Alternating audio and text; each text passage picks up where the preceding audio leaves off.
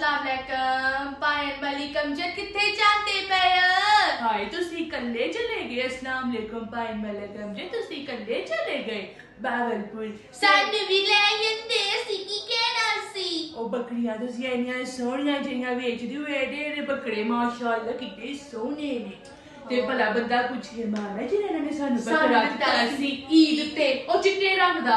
उसी दा नाम की पाया सी पिंकी पिंकी पाया सी क्योंकि दी अखां पिंक सी बड़ा सोहना सी ओ बकरा इन्ना चंगा सी ओ हलाल होने तो बाद ना उन्हें साडी कुर्बानी कबूल कीती ते गोश्त तो एडा मजेदार आए हाय हाय हाय ओ बकरा बाद सब तो अच्छा सीगा खाब दे विच मिलन ही आया मैनू बकरा कि मैं पायन मलिक अमजद दा बकरा सा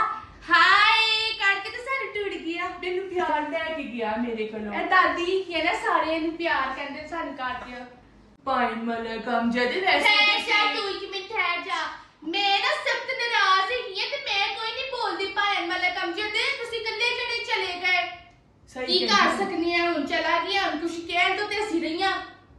ਅਸੀਂ ਇਹਨਾਂ ਦੇ ਚੈਨਲ ਨੂੰ ਫੇਰ ਵੀ ਸਪੋਰਟ ਕਰੋ ਅਸੀਂ ਵੀ ਕਰਦੇ ਆਪਣੀਆਂ ਮੈਂ ਤੁਸੀਂ ਵੀ ਕਰੋ ਨਾ ਚੈਨਲ ਸਬਸਕ੍ਰਾਈਬ ਕਰੋ ਲਾਈਕ ਚੈਨਲ ਨੂੰ ਸਬਸਕ੍ਰਾਈਬ ਲਾਈਕ ਕਮੈਂਟ ਸ਼ੇਅਰ ਕਰੋ ਤੇ ਅੱਗੇ ਚੈਨਲ ਦਾ ਨਾਮ ਹੈਗਾ